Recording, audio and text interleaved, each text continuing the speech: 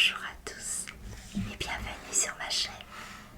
Histoire inédite du petit Nicolas de Goscinny et Sampé. Excuses.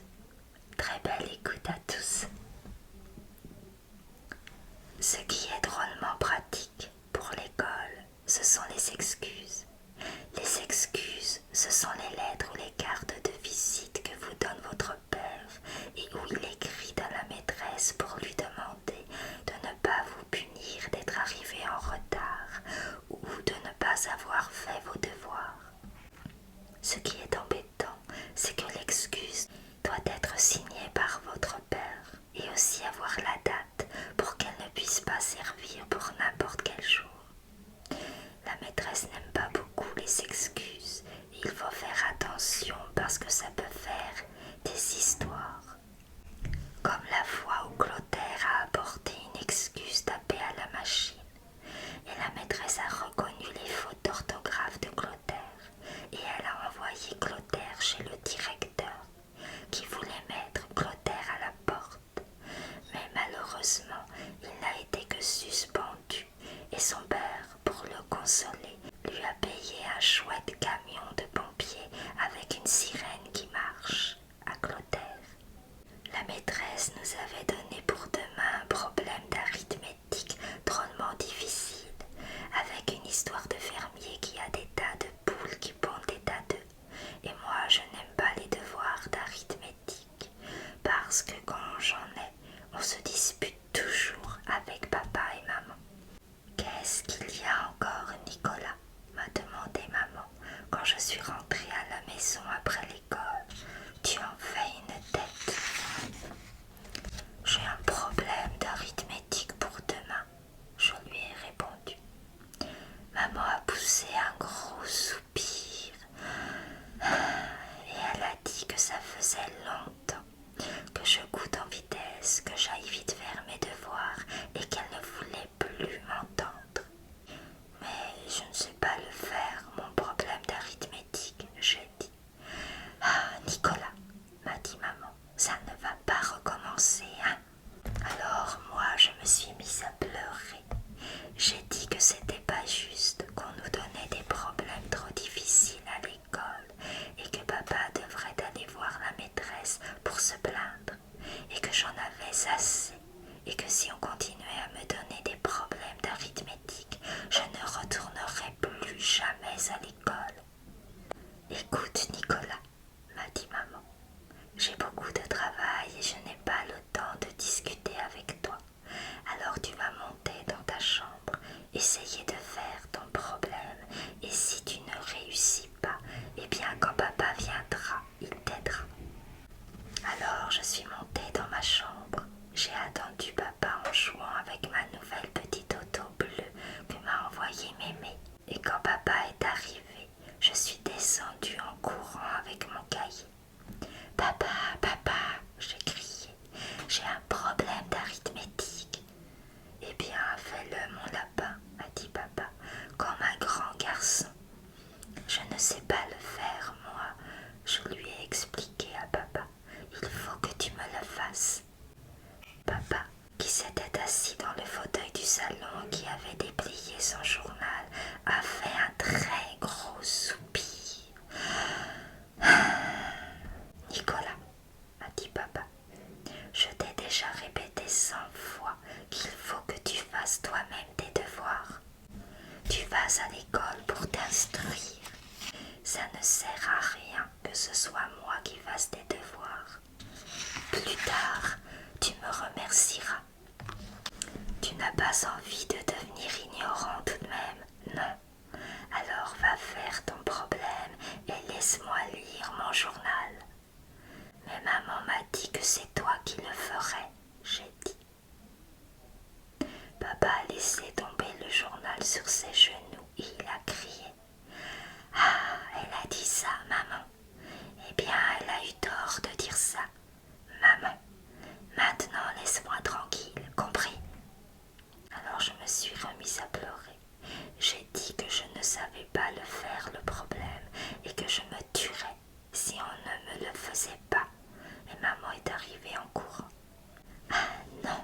vous en supplie, a crié maman.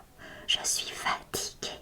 J'ai la migraine et vous allez me rendre malade avec vos cris. Qu'est-ce qui se passe encore? Papa ne veut pas faire mon problème, j'ai expliqué. Figure-toi, a dit papa à maman, que je trouve que ce n'est pas très rationnel comme méthode d'éducation que de faire les devoirs à la place du petit. Ce n'est pas comme ça qu'il arrivera quelque chose dans la vie, et je te serai reconnaissant de ne pas lui faire des promesses en mon nom. Ah, bravo, a dit maman à papa. Fais-moi des observations devant le petit maintenant. C'est ça, bravo. Ça, c'est rationnel comme méthode d'éducation. Et maman a dit qu'elle en avait assez de cette maison, qu'elle travaillait toute la journée et que pour les remerciements qu'elle en avait, elle préférait retourner chez sa mère. Ma mémé, celle qui m'a donné la petite auto bleue, et que tout ce qu'elle voulait, c'était un peu de paix, si ce n'était pas trop demandé. Alors papa s'est passé la main sur la figure du front jusqu'au menton. Bon, il a dit, ne dramatisons pas. Montre-moi voir ce fameux problème, Nicolas, et que l'on n'en parle plus. J'ai donné mon cahier à papa. Il a lu le problème. Il l'a relu. Il a ouvert des grands yeux. Il a jeté le cahier sur le tapis et puis il a crié. Oh, et puis non et non. Moi aussi je suis fatiguée. Moi aussi je suis malade. Moi aussi je travaille toute la journée. Moi aussi, quand je reviens à la maison, je veux un peu de calme et de tranquillité. Et je n'ai pas, aussi surprenant que cela puisse vous paraître, l'envie de faire des problèmes d'arithmétique. Alors, j'ai dit, fais-moi une excuse pour la maîtresse. Je l'attendais, celle-là, a crié papa. Jamais de la vie. Ce serait trop facile. Tu n'as qu'à faire ton problème comme tout le monde. Moi aussi je suis malade, j'ai crié. Moi aussi je suis drôlement fatiguée. Écoute, a dit maman à papa, je trouve en effet que le petit n'est pas bien. Il est tout ballot. Il faut dire qu'on les surcharge de travail à l'école. Il n'est pas encore tout à fait remis de son angine. Je me demande s'il ne vaut pas mieux qu'il se repose un peu ce soir, qu'il se couche de bonne heure. Après tout, ce n'est pas si terrible si pour une fois il ne fait pas son problème. Papa a réfléchi et puis il a dit que bon, mais que c'était bien parce que ce soir on était tous malades. Alors moi j'ai été drôlement content. J'ai embrassé papa, j'ai embrassé maman et j'ai fait une galipette sur le tapis. Papa et maman ont rigolé. Papa a pris une de ses cartes de visite, les nouvelles, avec les lettres qui brillent, et il a écrit dessus. Mademoiselle, je vous présente mes salutations et vous prie d'excuser Nicolas de n'avoir pas fait son devoir d'arithmétique. En effet, il est rentré ce soir de l'école un peu fiévreux et nous avons préféré l'aliter. Mais je te préviens, Nicolas, a dit papa, c'est la dernière fois cette année que je te fais une excuse, c'est bien compris. Oh oui, papa, j'ai dit. Papa a mis la date, il a signé, et maman nous a dit que le dîner était prêt. C'était très chouette parce qu'il y avait du rôti, des petites pommes de terre et que tout le monde était content. Quand je suis arrivée à l'école ce matin, les copains parlaient du problème d'arithmétique. Moi, comme réponse, ça me donne 3508, a dit Geoffroy. Eudes, ça l'a fait drôlement rigoler, ça. Hé les gars, il a crié. À Geoffroy, ça lui fait 3508. À moi aussi, a dit Agnan, qui est le premier de la classe et le chouchou de la maîtresse. Alors Eudes s'est arrêté de rigoler et il est parti au fond de la cour pour faire des corrections sur son cahier. Joyeux Joachim et Max avaient le même résultat, 3,67. Quand il y a des devoirs difficiles, Joachim et Max se téléphonent et la maîtresse leur met souvent d'un 0 à chacun.